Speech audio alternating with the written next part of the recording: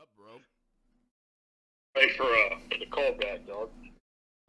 Dude, I apologize. I had a pretty jacked up morning this morning. Ew. Well, the issue was I went to bed at about 3:34. I was hot on the sticks last night. The COD lobbies got hot. You went off live, dude. Well, it was bad content. It was not great. Yeah, if I'm gonna do that, I have to have the full squad on there, and the guys we had just weren't lighting it up. I do feel as though, did you watch that in that last game before you rolled? Did you get to hear all the shit talk, or did you already roll out before then? Because it did heat up. No, I did catch it. Well, the problem was the phone died. I was watching Motown's Greatest Hits on Access Channel. Of course. And I didn't have a charger close by. And all right. died. Okay. But yeah, I did see it started to heat up. You're right. Gotcha. Well, it got pretty intense towards. I'm not sure if you caught the full game or not, but it heated up a little bit. But that's about it. Wake up before the game started. Yeah. So here's what happened. So I went to bed at like 3:30 or 4. Woke up at like 8. Went to the gym. Then I came back, sat on the couch, had the pregame going, and then I fell asleep. Then I woke up, texted you back like right before kick. Then I passed out again for the better part of the first quarter. And then I was like in and out of sleep through it. So I had to go back and watch some highlights just to make sure I know what the hell happened. You didn't miss much. Yeah. Yeah, I tell you what, I typically don't like to speak for you, but I think we both agree when I say, what the hell was that? I have 3 takeaways for you. Right. Let me know when you're ready, because there's 3 hot takes, kind of. Oh, I'm talk to me. Let's go. First one's obvious. JSN. I think JSN is equally as good as the other 2. Hard to argue. Hard to hard to argue, argue man. that. Him in the slot is nice. Well, next year it's going to be his receiving core plus insert whoever you want. I think Fleming's gonna stay, dude. I was glad to see him play. Same. I mean, I thought he actually looked pretty good out there, to be honest with you. I understand he only had, let's see, I got the stats pulled up here. I think last I saw he only had 2 catches. Yeah, 2 catches for 22 yards, but I actually thought he looked pretty good out there running around. well, let's confirm that one was a catch. I thought so, too. What the hell they didn't see? Yeah, I thought so, too. Yeah. Yeah, I didn't see that when they were saying, well, he was obviously juggling. He had it secured, and I think it was the right hand. Like, his left hand came off, but I still thought that was a catch. Right. So. 1,000%. Okay, number 2. Stroud is not our guy moving forward.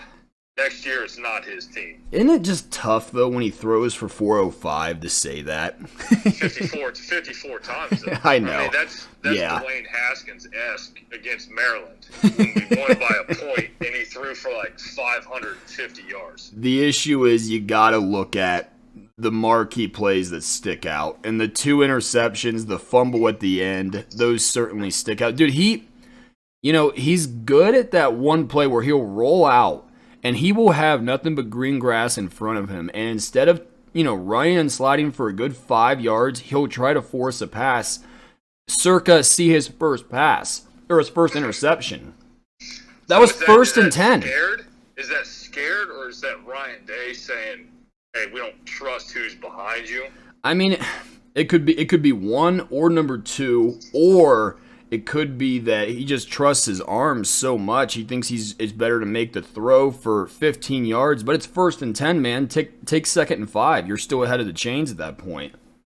I mean, I guess the most shocking play was the read, and he actually kept the read. One for a first down. I guess Yeah. the first time this year he's done that. He ran for a total of minus 13 yards, although I understand that gets fluctuated with like that fumble. I think that counts as like negative yards for him or something like that. Right. So I'm curious what he had beyond that. I had seen it before that play. I think he was only at like 8 or 9 yards. But you're right. Did keep a read. I was surprised to see that. I was surprised to see mine not get more touches. I lost it when T got in the game. Dude hadn't played for 3 weeks. Yeah, I know. He's fumble prone, and we're putting him in late in the 4th with the game still in balance. You want to know what I think they're doing? I think before every series, Mayan, Master, and Trey all have a rock, paper, scissors battle, and like a little round robin tourney, and that determines who goes in that series and who's the backup, or who's coming in like to like refresh guy number one. And I guess Trey's just next level at rock, paper, scissors. Well, and that's all I was gonna say. It would make sense if we had, say, Mayan, Master, and like Evan Pryor as the three guys. But we maybe have, I mean, who knows? Maybe one of the best, if not the best, running back in Ohio State history now. Potentially. I'll say potentially. That's fair. I mean, he's the cowbell guy. I mean, running, he still didn't get 20 carries. Well, I'm looking at it right here. On the stat sheet, it has him at 21 for 92 yards. He got a couple late there towards the tail end, but still, it was 5 a clip again. Right. And it's just, and I sent you the text during the game. Nothing infuriates me more when it's like, and I hate calling him out, but we said at the start of the year, DeJuan Jones, yes, we all know he's going to be a good pass blocker, but there's a couple of plays where if DeJuan gets his block on the end, I mean, Trey's making a house call for 75 yards, and it drives me absolutely insane that we just can't even spring this guy a small seam. He doesn't have to even be blocked perfectly. Get him to the second level, he'll do the rest. See, that's the thing. The one he had late in the fourth, where he went for 15 yards. Yeah. The offensive line got to the second. They got to the backers. Yeah. Sprung a little bit, but for the last two games, dude, they're not blocking, and B, they're not pushing anybody. No. And we're trying to run up the middle every single time. Every play we go outside, he gets 8 to 10. Yeah. No. Hammering inside, I don't get it. It drives me absolutely crazy. It's just when you have a dude that can make a house call. And to your point also, I think Trey's a top 3 running back in the league. Right now, I'd probably give the nod to Bijan Robinson and then Kenneth Walker over him. But it's not even really Trey's fault. It's just like when you're Kenneth Walker and you put up 5 tutties in your rivalry game, like I got to take notice of that. And I think Bijan's the truth. He's a hell of a ball player. Well, yeah, and both of those guys are featured. 100%. They're all getting 30 carries a game. Yeah, that's 100% true. Now, he's splitting carries with Master T, who maybe couldn't start on the Bobcats. I mean, he's splitting carries. You should have thrown paper instead of rock. Not my problem. I don't want to tell you. It's frustrating, man. What it looks like to me is this is not the number 5 team in the country. We didn't look like it today. Although, I will give Nebraska this. They lost to Michigan and Michigan State by 3. They lost to Oklahoma by 7. I fully understand we're competing with Alabama and Georgia, not Oklahoma, Michigan State. However, the road to prosperity goes through Michigan and Michigan State. So, I mean, if we play like that against them, Well, the thing is, you would think Cincinnati and Oklahoma will jump us, right? I mean, I would have. The way we looked. Well, here's the thing: is we looked better than Cincinnati did against Navy, and Tulane, who have a combined 2 wins. They're 2 and 16 combined this year. So I think we're good with Cincinnati. But if you wanted to put Oklahoma ahead of us after that, I'd have trouble arguing it. We'll see what they do today. I don't know if they've played already. I have all the games. Oh yeah, they clapped. Well, kind of. They beat TCU by 21. They got a tough road. They got Baylor and Oklahoma State still. I'll pull up their schedule here if I can. Oh yeah, here we go. Yeah, they got. Oh wait, no, I'm sorry. No, I'm sorry. They play. I think they play Baylor today. What's today's date? It's the 7th. Okay, they play. They play. They're on bye this week. They play Baylor next week. Okay. I don't know why it featured me the TCU game from 3 weeks ago. That was incredibly confusing. Oh, they're big Caleb Williams guys out here. Tell you what, they do have a tough last 3 games. You got 14 Baylor, unranked Iowa State. That's a pretty good team though, and 11 Oklahoma State. It's not as tough a road as what we have. Yeah. I mean, I don't know if you watch much game day, but I think 3 out of the 5 picked Purdue over Michigan State today. I don't know. I have trouble getting. I don't see that. I don't see that at all. I think if you're going to lose to, which nobody can speak on this better than us, if you're going to lose to Purdue or an Iowa, let's say hypothetically, not that we recall that, but if it was going to happen, I think you're going to be like you can run it down their throat. The issue is we try to throw passes, and then JT Barrett throws a pick six to start out and throws like 5 picks that game. Like, that's how you lose to those teams. Oh shit, Purdue's up 7-0 though on Michigan State. Hold the phone. I mean, I think Joel, it was either Joel or Gus said, can Ohio State beat Michigan State and Michigan throwing 50 times a game? I think the answer is no. I think the answer is yes. Ah, man. Yeah, but you got to think. So if he throws 50, he had, 2 picks today. And if Olave didn't have a 50-inch vert, that one across the middle was going to be picked. Yeah. So you're giving up at least 2 picks. Tell you what. Those games, I don't think you can come back from that. Yeah. How dirty was JSN's little cut juke on that 75-yard tutty? That was filthy. Dude, he's so smooth. He's amazing. Yeah. I mean, all right, so if you had to give your Buckeye Leaf to an offensive player, defensive player, and special teams player? This is easy. And this throws you back to circa, I don't know, early 2000s. We finally have a kicker that can win a ball game. Dude, you read my mind. Noah Ruggles gets his entire helmet filled for next week's game. As he should. He should. I mean, look at the difference. Their kicker. Yeah. Contreras, or whatever his name is, he missed a 30-yarder at the end, and then early, it would have been a tie ball game. Yeah. He made the first one, and then that last one he missed. Yeah. Yep. Defensively, man, nothing really stuck out. I mean, I think Zach Harrison played good early. I agree. The first half, but our DNs lost containment quick. Yeah, they did. I tell you what. Spy. I mean, we tried to put Eichenberg as a spy, and that's not a good idea. Eichenberg's not the guy. He's not the guy to be your spy. It feels like circa 2020 national championship with Tuff trying to guard Devontae Smith. Which, I'm not a big defensive coordinator guy personally. I wouldn't claim to be, but I know that's a bad matchup. That might make it on like the board of like, yeah, this guy just won the Heisman last Saturday. Impact player to watch, maybe cover him up. Yeah. What's yours? You can't pick those two either. All right. Well, offense, I think we would both agree with JSN. Okay. If you're gonna go with JSN, I'll just go with somebody different. I'll go with Fleming. I'm going with Ruggles. Well, that's special teams. I know, but he scored more than most of the guys we had on our team. That's true. That is true. Special teams, I'll go with Mirko, just because I thought he had some pretty good punts down pretty deep in their territory. I'll give him that. Defense, I'll go with Steele. Good to have him back. Got the game-sealing pick. And I thought he played pretty well when he was in there. By the way, I thought your boy played better being Cody Simon. I thought he played better today.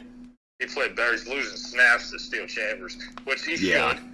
I think Steele right now is our best linebacker. I don't disagree. He's a baller out there, man. He flies around. And then... So yeah, Steele, then offense. I'll go Fleming. Just good to see him out there. I thought he looked pretty good, and I'm really hoping he stays. I know he's not going to watch this, but if he does, Julian, please stay. We want you guys. We want you here next year. You'll start next year, hopefully.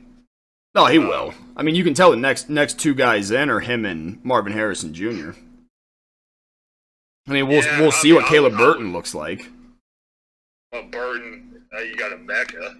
Ooh, I think Emeka would make a serious push for that. He got the most snaps out of all those. Yeah. Yeah, I mean, he's got to say something that he's kind of like our special teams in terms of kick and punt returns, too. I guess kick returns. He doesn't really do punt returns, but he could next year. All right, if you had to take a Buckeye Leaf away from somebody, offense, defense, special teams. You know what? Okay, the offense, and it pains me to do this, and I know it'll pain you as well. But this is, and I'm not going the obvious. I'm not going Stroud.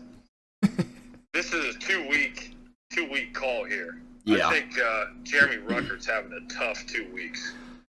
He had the late hit out of bounds, which I thought was questionable. Well, no, I'm not even saying that. Like, his hands, he looks a little timid catching the rock right now. Yeah. He's had a couple holding calls, and he's blocking all right. Yeah. Just not. He's taken a step back, I would say, the last 2 weeks, in my mind. Yeah. All right, defense. You guys, I know who my defensive one is, and I'm sticking with it even if you pick him too.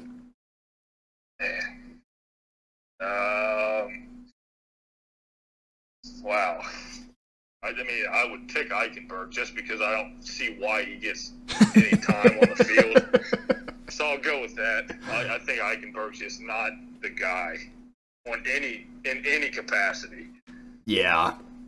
Well, you still a little PTSD from Tough Borland, which I understand, and it feels a little tough ask. He's the same guy. If he was Pete, I would be 100% sold on him. Yeah, he's athletic. He can cover people. You have to be able to. Well, he's not a A-gap guy like Tough was. That's true. We were a great run defense last year just because they couldn't go up the middle. A-gap sealed shut. That and much then we like, know. okay, let's just send him back out of the backfield and then have him cover him, and then we'll make a house call. Yeah. Especially, I mean, I don't see any special teams. Yeah, special teams. I think that's the best special teams effort we've Yeah. had in a while. Yeah, I agree. Hard to take one away from anybody. I really don't even remember like any penalties or anything. Offense, I'm going to take one away from DeJuan Jones because I think there was a couple house calls for Trey that were missed because he couldn't block his defensive end one-on-one. Defense, Teron Vincent, man. The former #1 defensive tackle recruit in the country. I've never seen him, with the exception of a missed blocking assignment, on the offensive side of the line of scrimmage. I've never seen it. That motherfucker gets blown back 5, 10, 15 yards every single game. Most snaps. Or he just doesn't do anything. He doesn't clog the middle. I don't know why he's in there instead of like Tyleek or Antoine Jackson half the time. I really don't. And we made a mass sub when they were in the red zone. So you had like 4 or 5 guys come out, 4 or 5 guys come in. And of course, his fat ass is the last one to get on the field, where we damn near get a penalty because he couldn't even cross the line of scrimmage back to our side in time to get out there. So either A, you're not paying attention, or B, you're just, I don't even know, you're just trotting around out there, and it bothers me. What is Tyleek's issue? I mean, I don't know. It seems like every time he gets extended plays, he makes plays. I mean, it sticks out when he did the cutthroat sign and got his 15 yards. That game was out of play, and he had, 2 or 3 sacks that game. That doesn't warrant a 3-game suspension internally. Like, I don't love it either. It's not what I would have done personally, but I'm also not getting 2 or 3 sacks. So, like, I can't really judge the guy. I have a rebuttal on your, and I'm not going to say take it away or leave the Buckeye on there, but don't you think Haskell's downgraded or played worse this year? And what's the reason? He hadn't really done anything. I mean, it begs the question if more of the focus is shifted on him versus last year. If it was, I mean, who would it have been on last year? To be honest with you, because it's not like we were stellar. It's like we didn't have Chase Young last year. So I can understand like 2 or 3 years ago if Young or the Bosa's are on there. Obviously, it lets other guys shine. Ergo, right. Draymond Jones. But, right. I mean, yeah, I don't know. It's a good question. I mean, I do feel as though he's not quite as dominant. I mean, unless Tommy Togiai was taking up more of the attention for him, so he was getting more of the double teams, and now Haskell is. I'm honestly not sure. I do feel as though he's... Togiai reminds me of Vita Vea from the Bucks. Yeah. Well, here's the thing. Just a massive human. Tyleek Williams reminds me of the slippery bar of soap from Bama. Yes, he does. I don't know whatever happened to that guy. I know he went to the Jets. I never really heard from him hurt since. Did he? Yeah, he's hurt early this year. Okay. You recall his name? I can't pull it off the top of my head. I can picture him in everything, but I can't remember it. Yeah, I mean, he was in every play. Yeah. We should know this one. All right, so what are your... I feel like it was something like Williamson or Williams or something like that, but I'm very aware that's also Tyleek's last name, so I could just be getting confused. So, probably not. But maybe they're related, I don't know. All right. So what's your pulse on the team moving forward? Where do you think we come out on the playoff rankings? 7. So you think what? Cincy and Oklahoma? Oklahoma. Yeah, I think a stagnant Oklahoma team jumps us. Oh damn! Wake Forest lost today. They lost to North Carolina. Yeah, 58-55. That was a real possession, control the clock kind of game there. Well, we've been touted like the ACC's the underdog team this year. Yeah. Like, somebody's going to emerge quick. Clemson Yeah. might get in with 8 losses. Like they'll be in, they're going to talk about them in the boardroom meetings at the very least. They're going to come up in conversation. Although I did understand everyone from Wake Forest, the Demon Deacons or whatever the hell they are. I did understand the Demon Deacons faithful being a little upset because their argument was, well, if our name was Clemson and we were doing the exact same thing, then we'd be in the top. We'd be like probably number 2. Right. But at the same time, it's like, well, you are Wake Forest. Like, we need a little bit more bigger body of work than one good season. I mean, you think of Wake Forest, what's your first thought? Chris Paul. Yeah, that was basketball. Like 18 years ago. He didn't Yeah. even play that sport, so yeah, it's tough to draw any well, they got a huge brand in football. That's true. That is true. Is Cincinnati off today? It looks like they might be. Oh no, they're up 7-0 on Tulsa. Well, that was my third point Oh. of takeaway today. Common enemy. Was that ESPN's way of, hey, sorry, we put you at 6. We'll give you game day against Tulsa. I mean, you can't tell me that's the marquee game of the week, right? I wouldn't imagine so. I mean, sorry, you're not going to get a chance this year. But we'll throw you a game day. Yeah, I mean, it begs the question. Number 12 Auburn at number 13 Texas A&M. I mean, I understand that's probably on CBS, but still, I mean, is that honestly the best game that ESPN's broadcasting today? Cincinnati versus Tulsa. It doesn't matter what broadcast they're on. I mean, I'm sure the Michigan High State game is going to be game day. Yeah, it was in the past where they were both in either Columbus or Ann Arbor for the game, both them and Fox, and it was on Fox. Right. But that was when it was 3 versus 4 or whatever year that was. So take away. That's what you're asking. Yeah. What do you feel going forward? Man, I think there's going to be another loss for us. Regular season? Yeah. Out of the 3, I think we drop 1. Man. Yeah, I don't trust Stroud. I mean, here was my fear, and you probably had the same thing. 23, what was it, 17? 26-17. Oh, you mean when it was 23-17? 23-17, they had the rock. And I was like, okay, they're going to go down and score, put them up 1. I don't trust Stroud to put together a game-winning drive. We saw it against Oklahoma or Oregon. Yeah. I fear he's going to throw a pick, try to force something. Yeah, I mean, you're not wrong. We haven't had a great sample size of him having to come back from behind, with the exception of Oregon. We all know how that game went. The thing about Oregon, too, was, keep in mind, they didn't have Justin Flo nor Thibodeau. So, I mean, if they had those two guys, we very well could have lost that game by 21. Yeah, but that's the what-if game. I mean, that was also Stroud's second start. You're not wrong.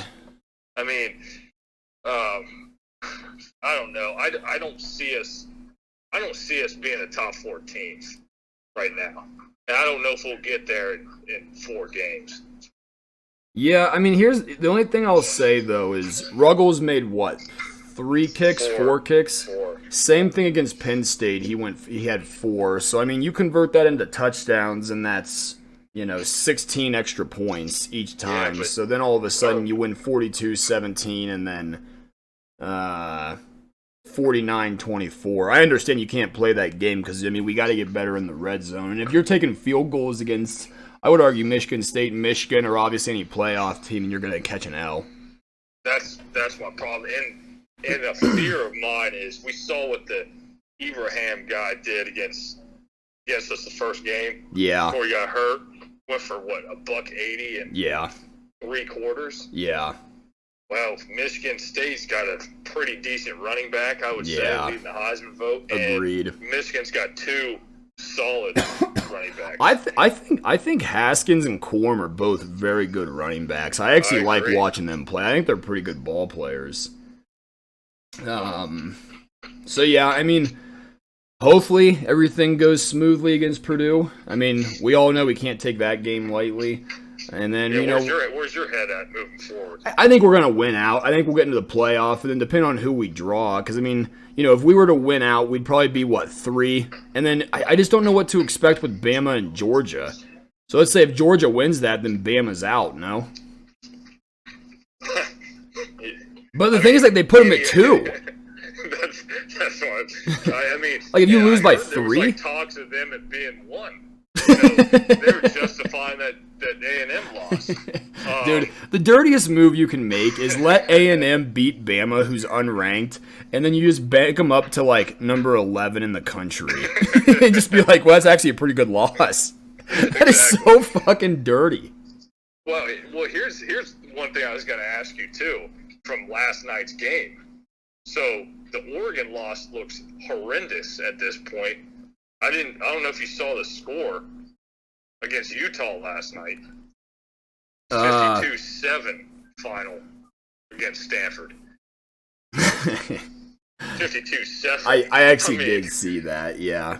It blows my mind that Stanford beat them. It blows my mind. They've been known to do that, but, coming off of I don't know how you have to take that into effect, right? I mean, Utah, you do. Yeah, but I think, that's a good point. Oregon and Utah still have to play. Then there's obviously going to be they should have lost to UCLA as well. I watched that game, but Oregon came back late. 100% lost to them. Yeah. Well, it doesn't really matter at this point, though, because they've already said where they think we are. So, Oregon's going to beat Washington today, beat Washington State next week, and then on the 20th, they play Utah the same day we play Michigan State.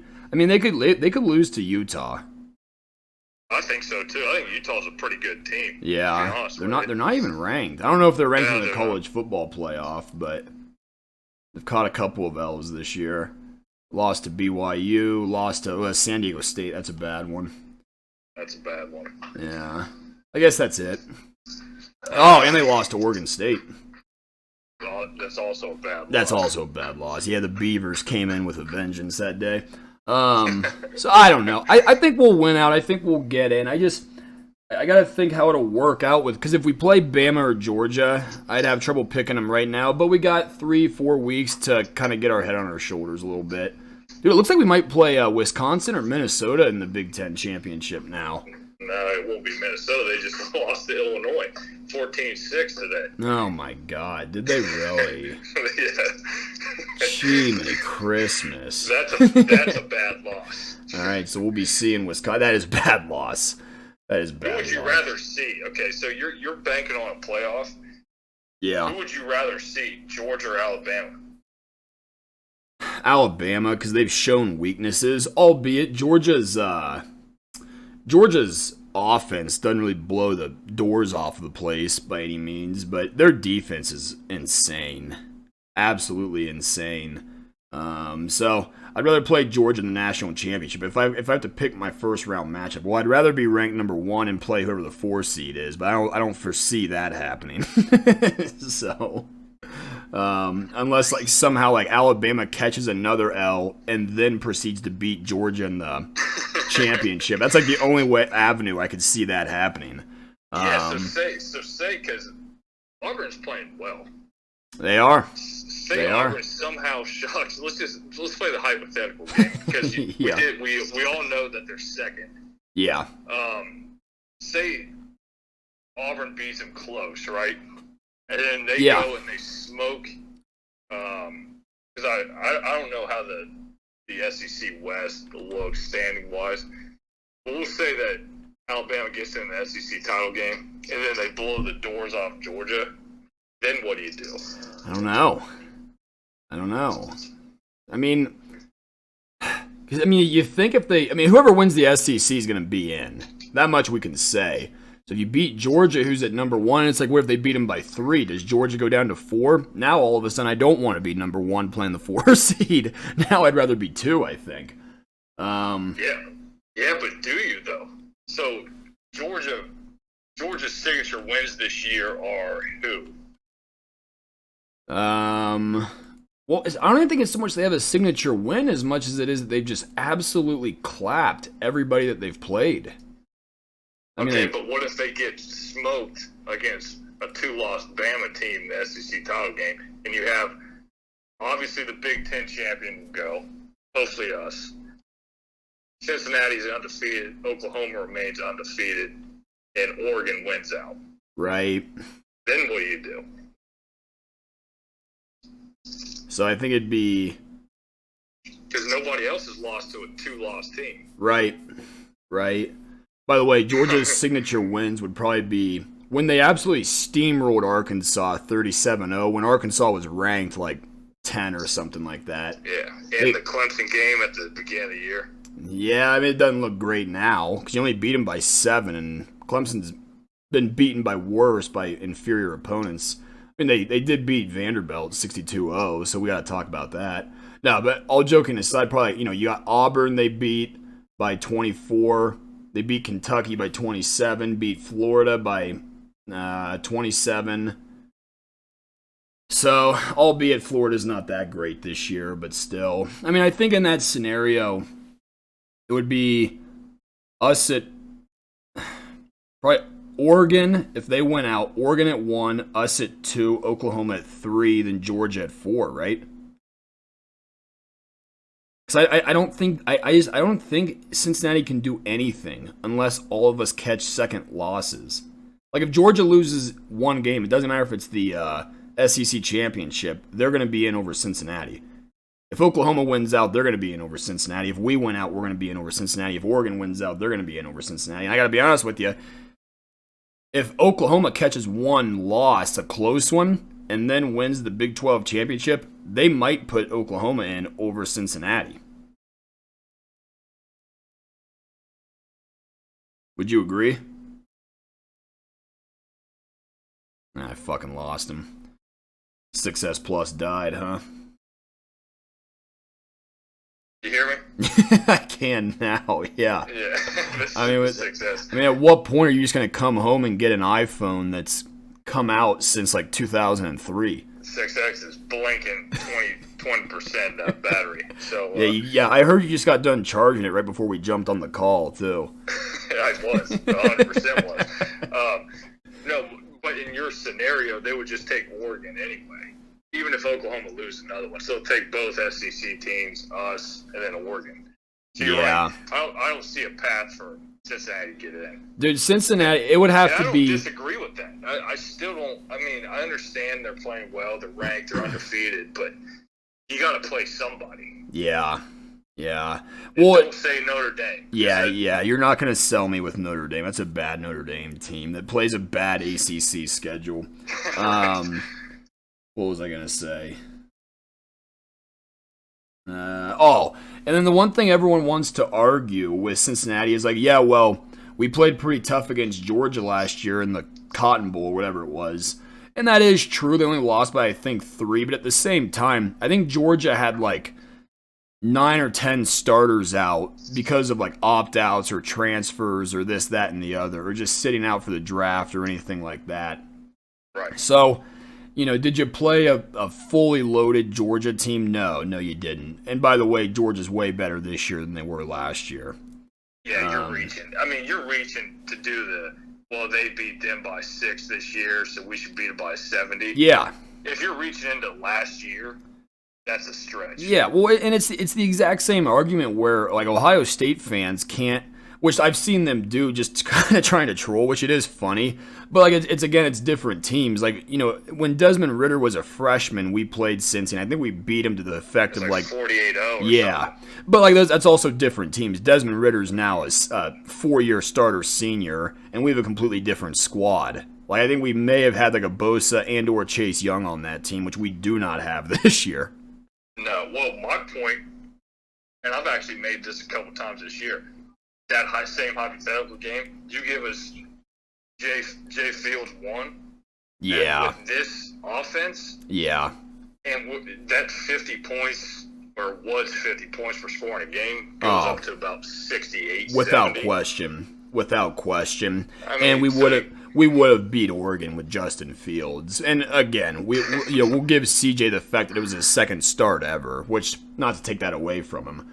But I mean, at the same time, though, you have a Justin Fields who's now a 3-year starter. Good night. Yeah, you're done. I don't think there'd be a game on our schedule in the regular season that would be less than a 21-point win. I really don't. I don't see a team out there, including Georgia, that could hold a team like that down. No. So, I mean, that's the thing. You got a guy that can actually can run it for $150 in the quarterback position too. Yeah, and then he can also just fucking lace it as well, and he knows where he's going to go with the rock, makes better decisions. Again, CJ's first-year starter, we get that. So, I mean, are you already thinking next year it's going to be Ewers' squad? No, I want it to be Ewers' squad. I think that Brian Day will not make that change, and that we've talked about this before. I mean, it might turn into him leaving. I hate to say that, and then we probably lose Jack Miller because we obviously know what happened to him a couple days ago. Yeah. And then have McCord there as the backup. Yeah, I mean, to be fair, though, it is a good argument to be made that he could leave, too. Right, because he could start. I'm sure he could start at a big school. There's a lot of people that say, we have the first and second best quarterback in the Big Ten. And maybe even third if you count Ewers in there, too. That's not out of the question. Yeah, so I don't know. We're going to find out everything we need to know about Stroud here in these last 3 weeks, plus, the postseason. And we'll have our answer. And then I don't know with Ewers. Go on record saying when they should make that move from Stroud to Ewers next year. What needs to happen? Yeah, what do we say? So I think for them to stick with Stroud, I don't think it's enough to even make the playoff. If this is under the assumption Ewers is as good as what we're hearing, I might ask you to share your story about your golf friend's stepbrother's dog's previous owner, what he told you, or whatever it was. But assuming Ewers is that dude, which I have no reason to believe why he's not, although he does have a kind of a sloppy body, which bothers me a little bit, but that's besides the point. That's a subject for another day. I think Stroud would have to go to the playoff and win a playoff game. And then I think also a caveat that we didn't consider until he was second or third in the odds a week or two ago was if he wins a Heisman. Yeah, I think if you win the Heisman, you get to be our starter next year, at least to open up. I'll give you that. What about if he gets that call to New York? I don't think it's enough. I mean, here's the thing. Kelly Bryant was, when he was at Clemson, he took them to the playoff, and did they beat Notre Dame? And then did he go to the national championship? Maybe. Is that when they lost to? No, I don't think he ever went to the national championship. I don't think so either. I don't think so either. Yeah, because I think, when the one you're thinking of is Deshaun Watson. Okay, yeah. Nonetheless, Kelly Bryant took them to the playoff, and he was a really good quarterback. And then Lawrence was still named the starter the next year, so. I mean, I'll give Dabo props there, and what happened? They won the national championship. So I think Stroud would have to make it to the playoff and win a playoff game to be safe. I mean, there's obviously a lot of shit that goes on in the offseason that we don't get to see, but either that or win the Heisman. If not, I think there's a pretty good argument it could be Ewers' job, which is crazy to say because Stroud isn't playing too bad, and you got to be led to believe in year 2 he'd be that much better, but you also lose the best 2 wide receivers. Yeah, and the standard is a national championship or bust. Right. And we're not bringing in, fortunately we're not bringing in 2- and 3-star guys out of, Southeast Ohio. Yeah. That's not named Joe Burrow. Yeah. I mean, where do you stand on that? What do you think Stroud has to do? Well, first of all, share your story. and this is purely confidential, so nobody spread this information. Fortunately, no one listens to this, so we should be all right. It'll just be you and me listening to this. Lock this one in. Yeah. So, a golf friend's secretary's son. Kevin Bacon, 3 degrees lifestyle. 3 degrees of Kevin Bacon. That guy is we'll just say on the Ohio State coaching staff. And can you confirm that? Can you confirm that? Yeah, I see him on the sidelines. Like he's not just like saying that, but he's actually just like working at like the Dollar General down the street from the Woody. He's the guy that like replaces the rubber pellets in the turf like before the practice. You may continue.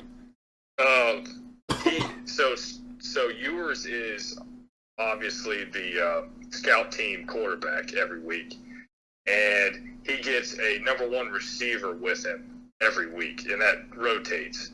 So in this instance, this was 2 weeks ago I told you this story? I believe so, yeah.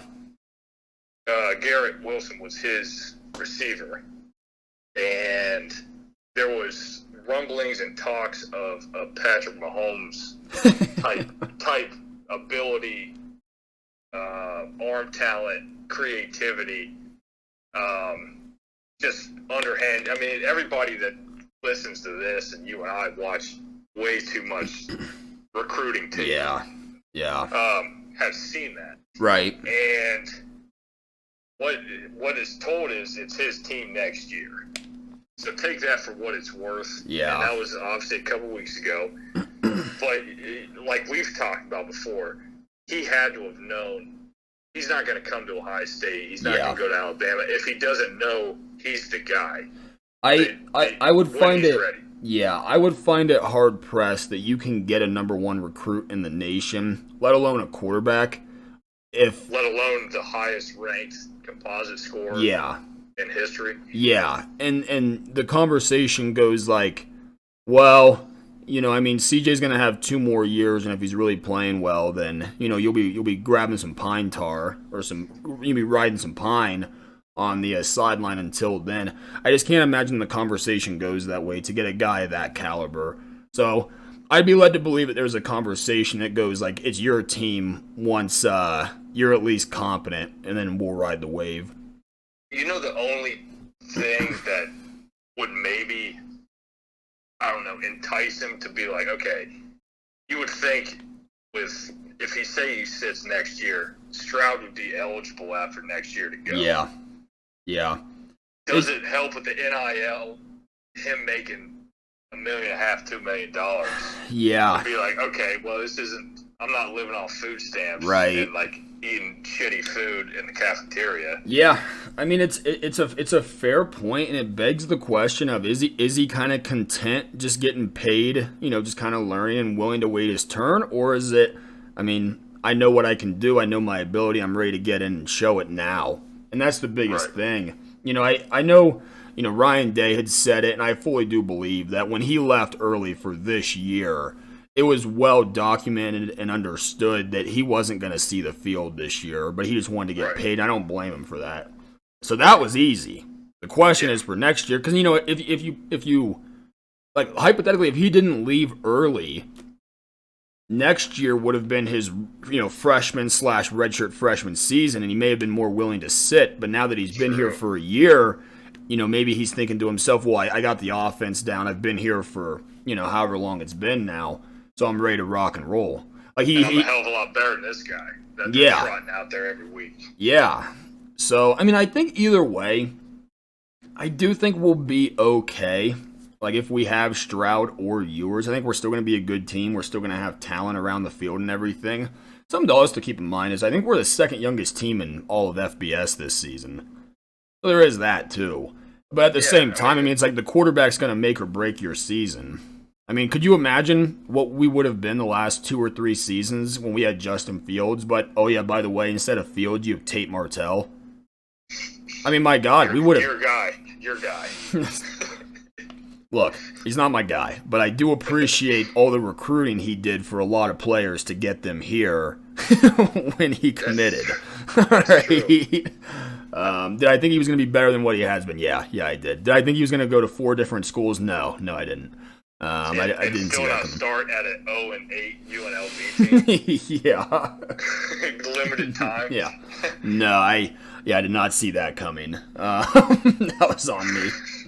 So, don't forget your guy was Sean Wade, and I picked Jeff Okuda, and we both know how that worked out. But that's besides the point. Sean Wade made a financial indecision about not going out that same year, because he would have been a second rounder. That's true. Stand behind it. Yeah, and I do appreciate what he did to get us football back, because without him and his dad, I'm not so sure we would have got it back.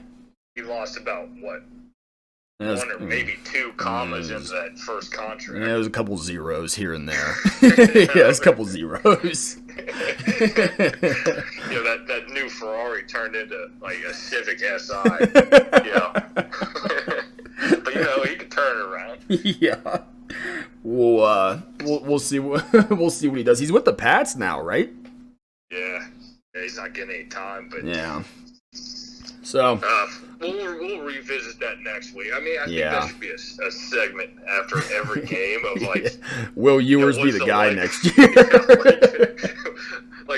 Okay, so let's start with like a probability. So like, what's the probability after you've watched this game against Nebraska that he's not the guy next year? I'm gonna say 53%. He's not the guy next year. All right, so you're saying 47 he's gonna be the guy next year. Correct. I'll say 35% chance that he's gonna be the guy next year right now. Wow. Damn. Well, I mean, Stroud's not playing that bad, bro.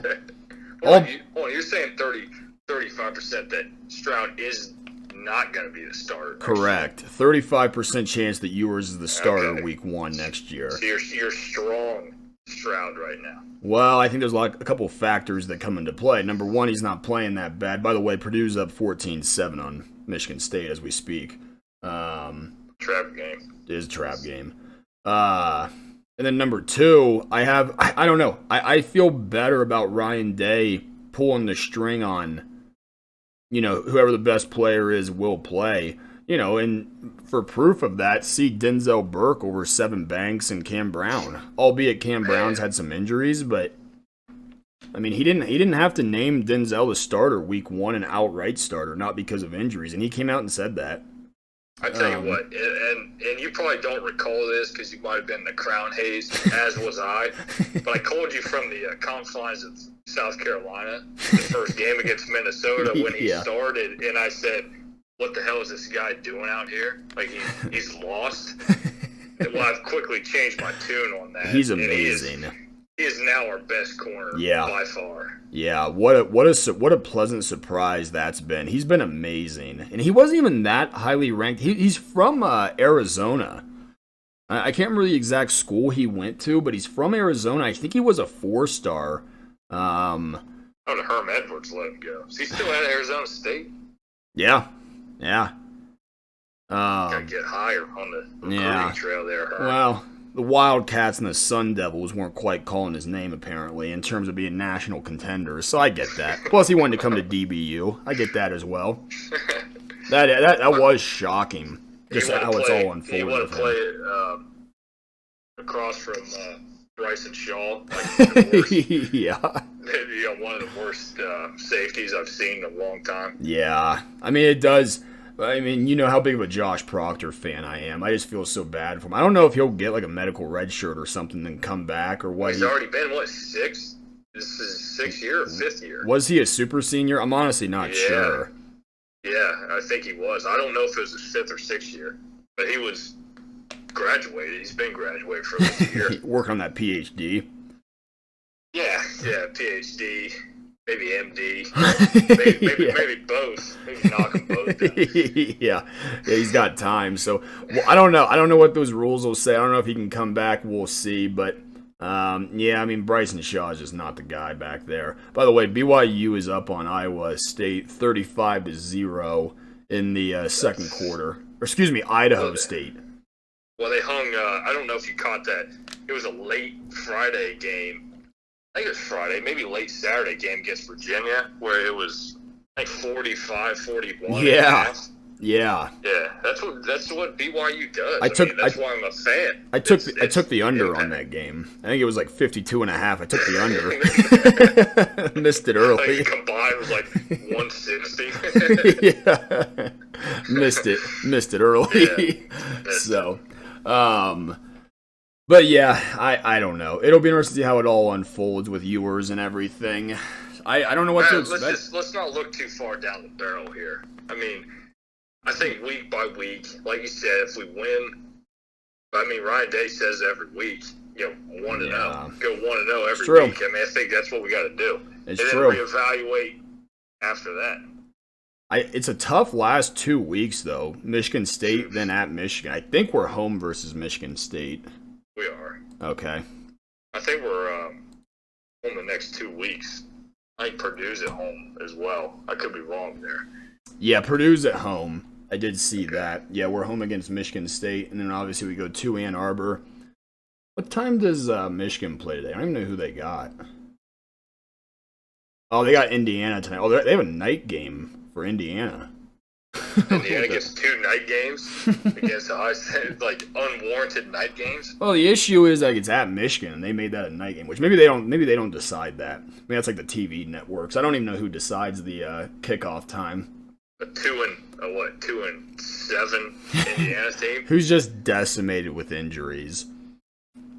I will give them a small pass there, but yeah, so they'll probably run over them. Although Indiana always does play them tough, but they have so many injuries, man. They might as well have you and me trotting out there. So I take one spear in the back. That's over. I'm in a wheelchair for the remainder of the year. Well, I think they'd put me at corner. I wouldn't know why. Like, I'm not fast enough to be out. So I think I'd fake a hamstring injury right out of the gate, get myself out of the game before I put some bad tape out there. You know what you would do? You would just you couldn't cover. You're lined up against Olave. You can't cover him, so you just call your own blitz. Yeah. Hey, coach, I thought I could get home. I almost got there. No, dude, you're like 15 yards off the ball. Well, you just gave up an 80-yard touchdown because we were in man-to-man.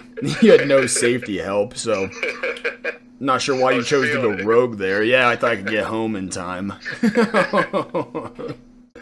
Oh, man, so... Yeah, well, a win's a win. Better than talking about an L, I suppose, so... We'll talk about it. I might give you a call later tonight if you want to talk about some of the NFL games tomorrow. Yeah, we'll chat about it and move on to Purdue next week. On to Purdue, on to the Boilermakers. See what happens. So, all right, big dog. Well, good talk as always. We'll be in touch. All right, sir. Have a good one. You as well. We'll talk to you later. See you.